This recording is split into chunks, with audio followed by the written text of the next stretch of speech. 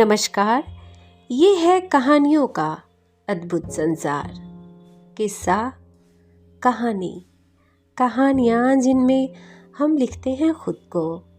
मैं हूँ मौसमी चंद्रा, सुना रही हूँ अपनी ही लिखी कहानी जिसका शीर्षक है तीसरा बाप। मम्मी मम्मी, मैं नहीं जाऊँगा अंकल के साथ, आप पहुँचा दो ना स्कूल।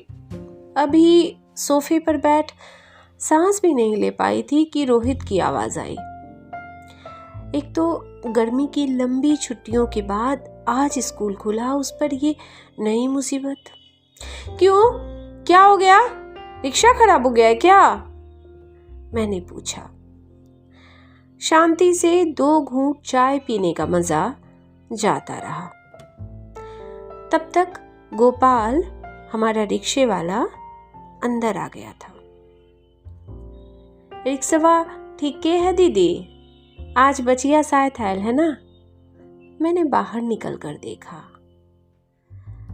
उकड़ू लगाए सीट के नीचे एक 2-3 साल की बच्ची बैठी थी।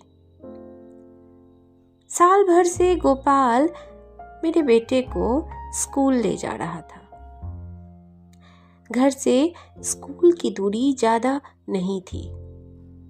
बस के लिए बच्चे को लेकर मेन रोड पर खड़े रहना पड़ता।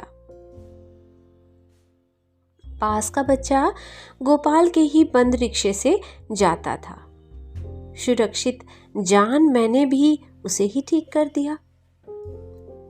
शुरुआत में मन में भय था, पर गोपाल इतना वफादार और कर्तव्यनिष्ठ कि सारी शंका जाती रही।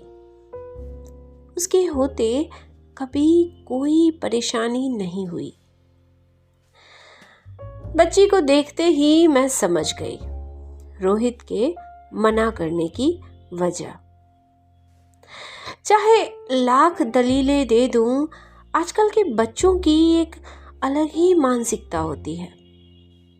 गंदे कपड़े, बिखरे बालों से जैसे एलर्जी।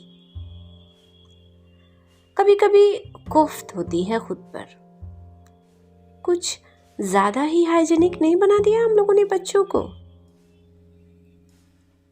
इसे साथ लेकर आए हो आज? परिवार तो गांव में रहता है ना आपका? मैंने पूछा। छोड़िया के माए मरी गले। ओह। तभी मेरी नजर उसके सर पर गई। बाल मुंडे थे। पहले से ही इतने कम बाल थे कि अलग सा कुछ लगा नहीं था। एकर दादी कैसे संभालते हल, यही से एकरा साथे ले आई लिए। उसने उदास होकर कहा। मेरा मन भारी हो गया। चलो ठीक किया, लेकिन तुम संभाल लोगे? वो निरुत्तर था। खैर, किसी तरह बहला फुसला कर रोहित को स्कूल भेजा। उस दिन से हर रोज गोपाल बेटी को रिक्शे पर लेकर आने लगा। पर अब बाल बंधे रहते, कपड़े भी साफ सुथरे। रोहित को भी आदत हो गई थी उसे रोज देखने की, सो अब पहले की तरह झुंझलाता नहीं था। दीदी, 6 रोज के छुट्टी चाहिए, रोहित को रिक्शे से उतारता हुआ उसने कहा। 6 दिन की क्यों? मैंने पूछा। एक क्षण वो चुप रहा, फिर हौले से बोला, दूसर बियाह करेला जाए छिए। पहली को गुजरे बेमुश्किल 2 महीने भी नहीं हुए जनाब, चले दूसरी शादी करने। उफ, मर्द जात। क्या फर्क पड़ेगा बीबी के जाने से इसे? मुझे मन ही मन बड़ी झुंझलाहट सी हुई। आखिर बोल पड़ी। इतनी जल्दी क्या पड़ी शादी की? क्या देखते छोड़िया के? अरे तो जरूरी है ना। गांव में खेत, घर दुआर हम कत्ता देखबे, माय जरूरी है एकरा खातिर। माँ शब्द सुनकर साथ खड़ी बेटी भी चहक उठी। नई माँ आने की खुशी। मैंने प्यार से बच्ची को देखा, अफसोस हुआ। उसे क्या पता, अभी तो कम से कम बाप है भी साथ। कहते हैं ना, जब माँ दूसरी आती है तो बाप तीसरा हो जाता है। चलो खैर, मैंने छुट्टी दे दी। जब लौट कर आया, चेहरे पर नए ब्याह की रौनक थी। बेटी को गांव में छोड़कर राहत थी। डेढ़ महीने बीते होंगे। 2 दिनों की छुट्टी बोलकर गोपाल फिर गायब हो गया। इस बार वजह नहीं बताई, बस कहा घर जा रहा हूं।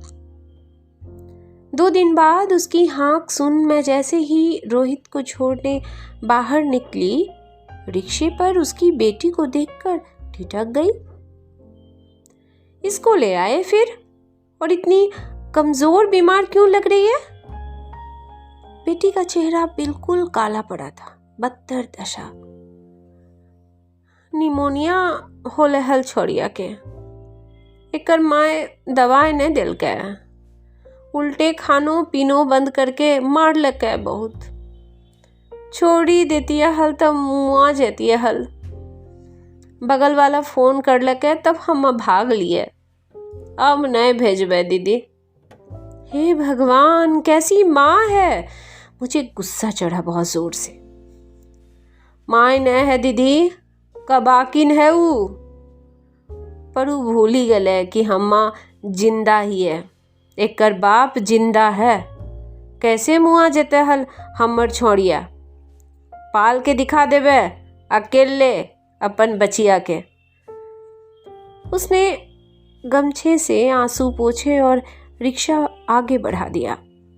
मैं उस अभागी को दूर जाते देखती रही, जिसकी माँ एक बार फिर उसके लिए मर चुकी थी। पर खुशी थी इस बात की कि उसका बाप तीसरा बाप नहीं हुआ था।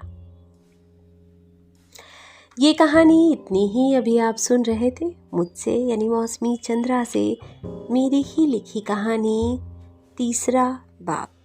यह फलक की कहानियों का अद्भुत संसार किस्सा कहानी। और फिर मिलती हूँ अगली बार एक नई कहानी के साथ।